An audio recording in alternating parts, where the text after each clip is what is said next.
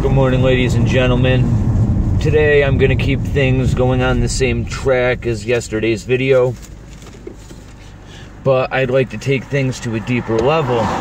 Now, I'd like to address power in and of itself, and I'm going to use an example of one of the most powerful figures throughout history in my mind.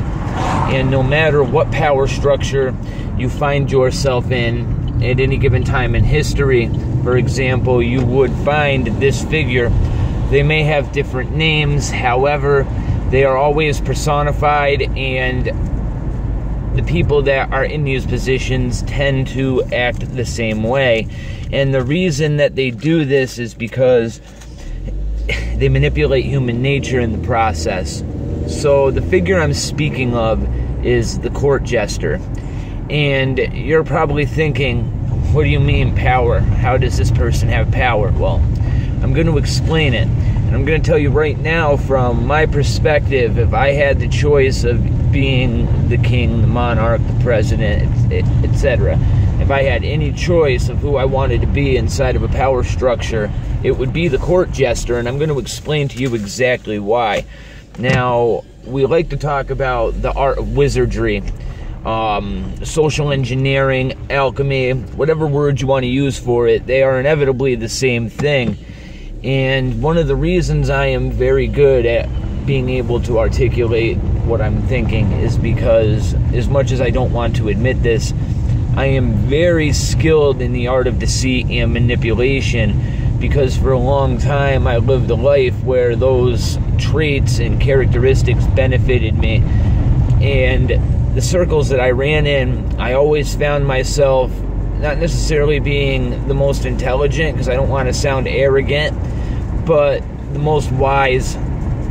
And I'm not saying that to toot my own horn, but I overanalyze things to the point where it's a detriment at some points in my life. However, the circles I was running in, it saved me from getting into a lot of trouble and a lot of situations that I shouldn't have been in. And that's how I apply my perspective to this entire situation of power structures. I just wanted to give you that as a backdrop of my reasoning, because I always found myself being that character, fitting that role, being the court jester. And the reason I say that I would rather be a court jester than the king or queen or monarch or president, or whoever's at the very top, dictator, tyrant, I'd rather be their court jester. Because when things come to an end, the court jester has all deniability for culpability for what happened, okay? They can say they were just following orders. They can say that they were forced into the situation they were in, or it would have been off with their head, right? And to be a good court jester, you have to realize that, A, you have probably more power than anybody except the person directly at the top of the power structure themselves. Now, the reason you don't want to be that person is because of the risk-reward situation, right?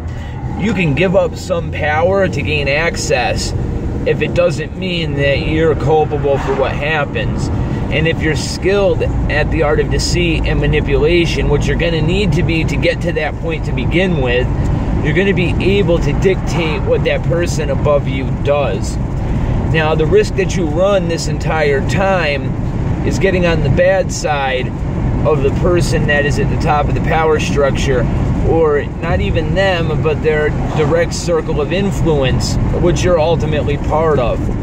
Now, how I was successful in doing this is I never let anybody around me know that I was as intelligent, as wise, or as calculated as I actually was. I always played dumb.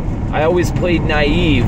I always played scared to a degree as well, because being in a circle of people that are using drugs and just criminal activity in general, right? You can't be that gung-ho, I'll do anything person, or you're going to get yourself in situations that you can't control, okay? Now, one of the biggest things people don't realize about power is without control, you have no power. And the more power you get, the harder it is to maintain control, because if you're at the top of a power structure, you always have somebody trying to pick you off, okay? Now, one of the benefits of being a court jester, and the reason why you're the ultimate wizard in this position, is because nobody realizes you have that power. Nobody realizes you have that influence. Even the person above you that keeps you around just to be their punching bag doesn't ever think about the fact that you know everything about them. You're around for their most intimate situations. You're there to break their stress, break their anxiety. You're there to be their punching bag, their joke teller. You're there to distract them from what is going on. And in order to do that, you have to know what is going on to begin with. I.e., you have the keys to the castle, so to speak, access to absolutely everything. And nobody in the inner circle is ever going to want your position, because they don't want to become that punching bag. And ultimately, they don't want the responsibility of being the stress valve for the person at the top. Let's talk about a prime example as to why nobody would want to be a court jester. Now, I don't know how many of you watched Game of Thrones, but if you're interested in the political nature of a human being in general, I highly suggest you watch that show, because they did a great job of portraying it. And during the second season of that show, they had a great representation of a horrible court jester who didn't realize the potential that their station had. And ultimately, this led to his death. He ended up getting manipulated, okay? And that's exactly what I mean. In order to become a court jester, you have to be either A, immensely stupid and lucky, or B, you had to have gotten yourself there purposefully. And this guy was stupid lucky and was more or less gifted this position in order to save their life. And ultimately was manipulated into supplying the poison for the king's death, and on top of that, allowing the means of escape for one of the protagonists of the story. And in turn, it was just a great representation of how you have access to all the power in the world, but at the same time, you're too blind to the fact that you have the ability to use this to forward yourself. And I'm going to tell you right now, like, as much information as I gained about the human nature and psychology of a person from being in that position and character for so long, by choice, mind you, like, I did it because I found it enjoyable, right? And being in that position for so long willingly, I've learned that you ultimately have to sell yourself to do it, because you can't be yourself in that role without ultimately destroying what you were. And it took a long time to find a moral footing again after being that person for so long. So let's get into some figures in modern day society of court jesters. And it's amazing when you think about it as to who the modern day court jester really is because you're not granted that label anymore. Now, one of the greatest examples that I can give you in modern history, like, it's especially relevant today because he just made one of the biggest gaffes ever, but that's what his entire career has been, and that's why he's a court jester. And I don't think he necessarily put himself in this role, but he was typecast and was never able to get out of it, and that is Joe Biden. Joe Biden is a perfect example of a court jester, and to be a court jester, you don't necessarily have to be the lowest person in the power. You can be at the very tippity top and still be a court jester, right? I just want to make that clear because some of the people I'm going to talk about aren't necessarily the leader, but they don't really have control over everything. Now, Joe Biden was typecast into this, and he makes gaffes over and over and over again. But the only way for him to have become vice president was to be Obama's punching bag, to be his court jester. And in turn, Obama gave Biden the ability to forward his station, to give him the ability, that guy was going like 120, to give him the ability to run for president right now. Now, the problem that Joe Biden's having at the moment is he can't get out of that typecast of being the Jester, because in everybody's mind, he's Obama's whipping boy, for lack of better terminology. And Joe Biden used to be the complete opposite, but he recognized the opportunity and he became that court jester in order to become vice president. Now, there's another very famous person in politics that we all know from a dynasty who is the complete opposite. He was the president of the United States, but was one of the biggest court jesters of all time, and that's George W. Bush. Okay? And George W. Bush was the court jester because Dick Cheney was really pulling all the strings along with Bush Sr. Now, let's be 100% honest. Bush rode his father's coattails all the way into the White House, but he performed that task by being the court jester. And I think at some point he blackmailed his way into becoming president with the stipulation of, you're not going to be in charge, you're going to play the role of court jester to what got you here. And the reason I'm saying this is because, think about it. You're Bush Jr. No, not Bush Jr. Yeah, you're Bush Jr., right? You end up getting indoctrinated into Skull and Bones, and you get to see all of the family secrets, all of the family ties, and all of that. Now, you have to realize Bush was always one of these guys that never took life seriously. He was always the jokester. He was always manipulating his way into letting his father give him what he wanted, right? He convinced his dad to give him everything that he wanted without his dad realizing that the idea came from his son, right? And that's how George W. Bush became president.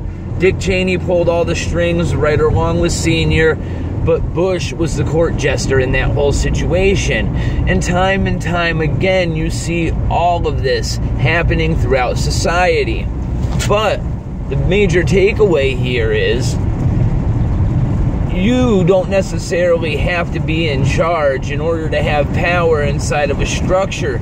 You don't have to be the person putting your neck out there if you understand the art of wizardry, if you can socially engineer your way into the position of a court jester. But like I said, it's a very hard job to maintain and fulfill without getting yourself into a lot of trouble, because you have to play both sides of the fence constantly. You constantly have to be that pressure valve for the leader or whoever your superior is in the role of a court jester. Now, just because you're a court jester doesn't mean you're second in command. There can be many court jesters in a chain of command, right? Think about the military, for example. Every sergeant has their court jester in their platoon, and you work your way throughout the ranks, and you're going to find many guys fulfilling that role. And as you work your way to the top, the more skilled social engineers and wizards find themselves rising to the top. But just like anything in life, there is a trade-off. You lose touch with everything that leads to real happiness and real control over one's own life. By being a court jester, you are constantly subjecting yourself to the whims of somebody else and ultimately have almost no control in what happens if you fuck up. However, if you're very skilled and you get lucky at the same time, because let's face it, RNG has a lot to do with this. If you get lucky, you can find yourself in positions of power and wealth that few could ever imagine, but you're going to have to sell your soul to get there. And as we talked about yesterday, becoming this person will lower your frequency to a level that you don't ever want to find yourself at, because it is almost impossible to come back from. I'm not going to lie, some of the best times of my life, best memories came from the position I found myself in, but at the same time, I gave up more of my character fulfilling that role than I could ever get back. Okay, my innocence is gone because of that role I chose to fulfill willingly. Now, some people don't have the choice, and the only reason that they're the court jester is because they had no choice to be. And ironically, those are probably the most skillful people at the act, because they have no choice but to become that person fully. And I wouldn't wish that on my worst enemy. So you have to ask yourself a question. Do you leave behind manipulation and deceit to live a more moral life? Or do you gain the power and control that comes from using that wizardry on others? Just remember, at the end of the day, you're going to have to answer to somebody or something greater than yourself. And I'm telling you right now, you don't want to stand before them and try to manipulate and deceive your way by being the jester. Because at the end of the day, you'll find yourself on the guillotine like many jesters before you. God bless and have a good day.